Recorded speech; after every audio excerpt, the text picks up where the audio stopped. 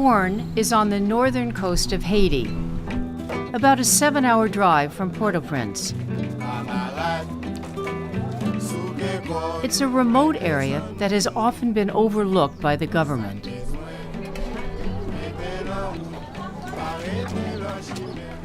Most people here live on $1 a day. Many work in the fields, children too. There is no electricity here, no sanitation, and homes have no running water. The 200 villages in Borgne are connected by footpaths. There is only one passable road, which is rough and strewn with rocks. Until recently, healthcare was almost unknown. That is until Rosemary, an anthropologist born in Haiti, co-founded H.O.P.E, a group dedicated to improving the lives of Haitians. She is often asked, why Haiti? Well, at first it's my homeland. I was born here. I can't think of anything more powerful than that. It's not a place where I go to experiment. It's a place where I have my roots. With the help of local groups and the Ministry of Health, Rosemary was able to open this simple 18-bed hospital in the center of town where no one is turned away.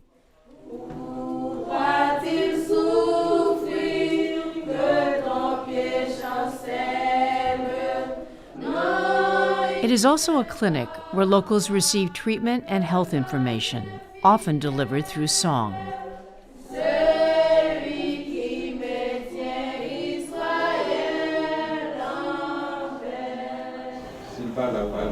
Dr. Tony is the medical director in charge of this hospital and all health care in the community. Borgne is his home. He grew up here and returned after getting his medical degree in Cuba. He deeply loves his community, believes in it, and is totally tireless about how he goes about it. Dr. Tony understands hardship. His mother gave birth to him on a mountain path 35 years ago, a story that haunts him even today. Je suis fils de miracle. Alors, ce que je pense, c'est que ma mère n'avait pas eu la chance de me donner naissance dans un milieu hospitalier. Alors, je crois que c'est un devoir sacré pour moi de vaincre ce que j'ai vécu et d'aider les mères à avoir des enfants sains et saufs. The clinic never closes. Villagers walk for miles to get here, sometimes carried on doors. We don't have ambulance service, so doors are pretty easy, and it's done elsewhere in Haiti also, that they take the door off, the main door from the house, and pad it with whatever they have. Emergencies come through the hospital all day long. This child's Achilles tendon was severed in an accident. Without this surgery, he would be crippled for life. The family of the boy, they take it from Champagne to come here because they know that the only hospital that can help him is boy. Okay? It's the only hospital. After the operation, grateful relatives put him in a basket for the long walk home.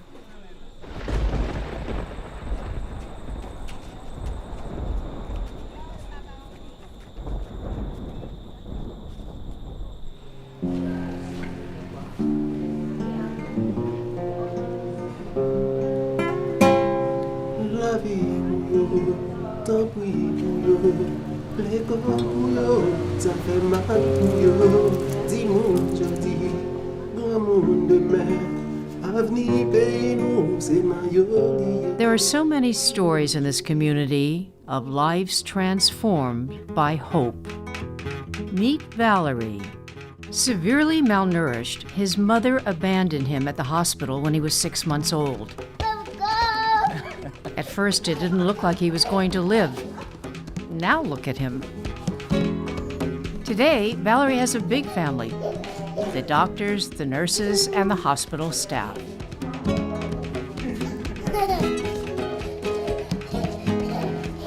This modest, loving clinic is his home.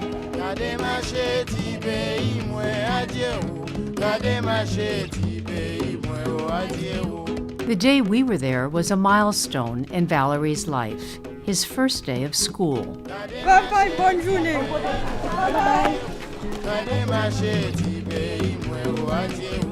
Even neighbors cheered as he walked by in his pressed uniform and new shoes.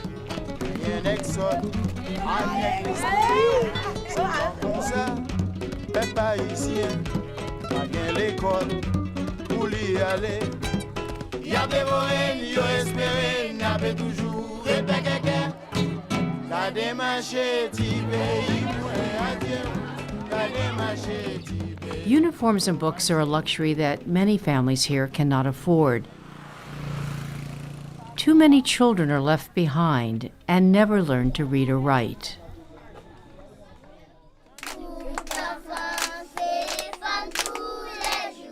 Hope is trying to change that by setting up free mobile classrooms throughout the community.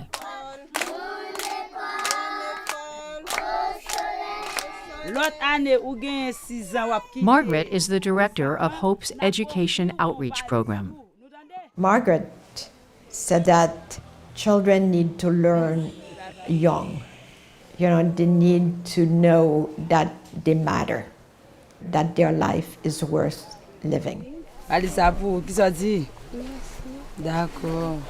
The sooner they are in control of certain things, their ability to make choices, their ability to read and write and expand their horizon, the better, the more it benefits the larger community.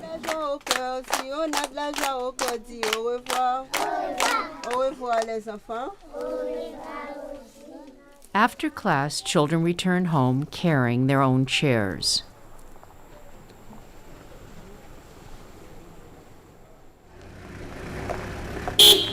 Early the next day, it's time for Dr. Tony and his team to hit the road. Once a week, they drive hours to set up a mobile health clinic. Word of Hope's arrival traveled quickly. By the time the doctors and nurses got there, hundreds of patients were already waiting.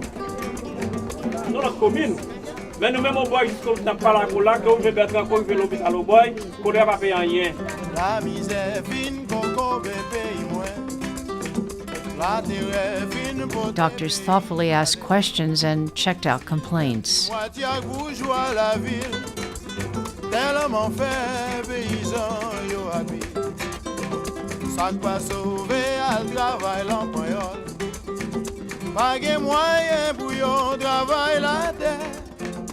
the time contraceptives were handed out, there was standing room only. More than 300 people were taken care of on this single day.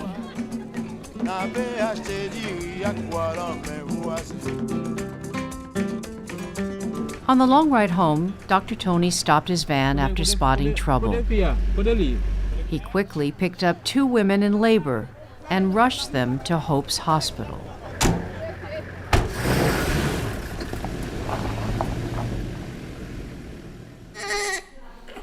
Thanks to Hope, more than 15 babies a month are now delivered in a clean, safe space.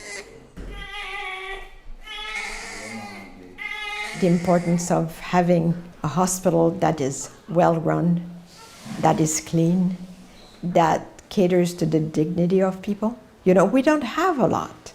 We don't have great hospital beds. We're dying for hospital beds. We could have a much nicer delivery room, but it is already so much more than we had 4 years ago, 5 years ago. Rosie is now a farmer, but she was one of Hope's first employees. She expresses the feelings of many. What does the Hope and the hospital mean to this community? God life, God saving. Because the people were suffering, they had to go H.O.P.E, they had to go Lembe, Pomago, if they want to go to doctors. Before, they dead. More death before that than now. That's right. So this is the lifesaver. I call it lifesaver. After God is that.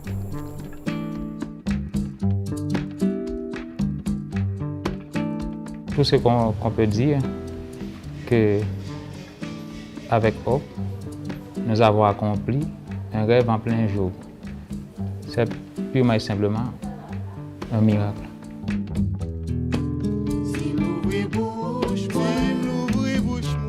c'est pas qu'à pour dire les moins faire que les moins faire. Si m'ouvri bouche, moi vie chanter pays, moi vie chanter pays.